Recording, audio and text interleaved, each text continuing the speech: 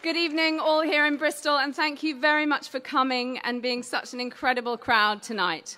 I feel really privileged to be here alongside some amazing people. My name is Lauren Gavahan, and I work as a doctor in your NHS.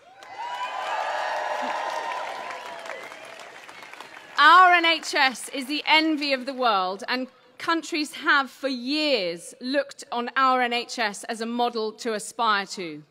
I want to say a few things on why I think this election, as a woman so articulately said on Victoria Derbyshire on Monday, is about life and death.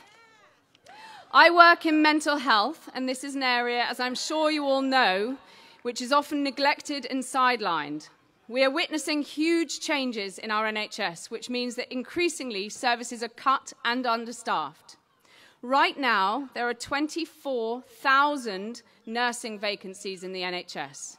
And since 2010, the number of mental health nurses has fallen by over 6,000.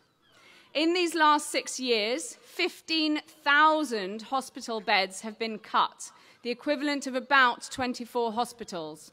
And though care in the community sounds like a great thing, if there aren't services set up properly in the community, it means, as you will often know, people are out there on their own. I see the effects of this, and I have done for many years. I have held the hand of the mother in A&E whose acutely psychotic and distressed daughter has had to be shipped halfway across the country, away from her mum, her family, her friends, her community, just to get a bed. As a doctor, I've had to turn people away in their darkest moments because there are simply no beds across the entire country, not one. I have witnessed the devastating aftermath of these cuts to our National Health Service.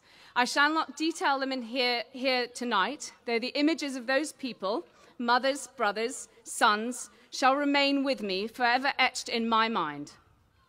We have a great opportunity here. We have a chance of a lifetime, and it is crucial that we all use it so that those people, those lives, are honoured in some way. Under the Tories, we are witnessing the infant mortality rate rising for the first time in a decade, in the sixth richest country in the world. Social care is in crisis. Spending on mental health fell by 600 million in the last Parliament. The Tories have no plan to tackle the financial crisis facing the NHS and social care. Their plan, in fact, is to make £22 billion worth of efficiency savings, or, in other words, cuts. This will make things much worse, and it will risk staff leaving the NHS and services closing. The NHS has quite literally been cut to the bone. I cannot watch this happen and stay silent, and neither should you.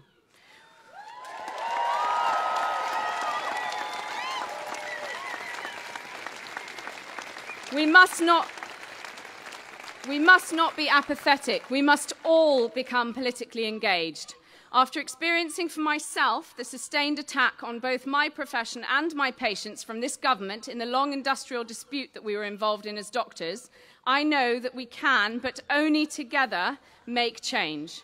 We are incredibly strong when we work together. We have the chance for change. Jeremy Corbyn is determined to look after your NHS, to safely...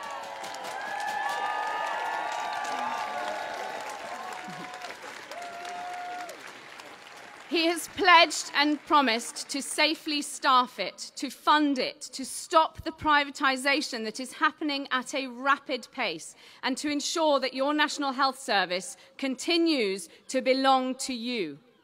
The great Tony Benn said there are two ways in which people are controlled. First of all, frighten people, and secondly, demoralise them. Let us not be controlled. Let us think for ourselves. Let us not be fearful. Let us stand up together and say loud and clear that we no longer accept the status quo, but instead will make a choice on the 8th of June to say we shall all support the Labour manifesto, not just for ourselves and our families, but for the many. I shall be voting Labour on the 8th of June, and I hope you will too.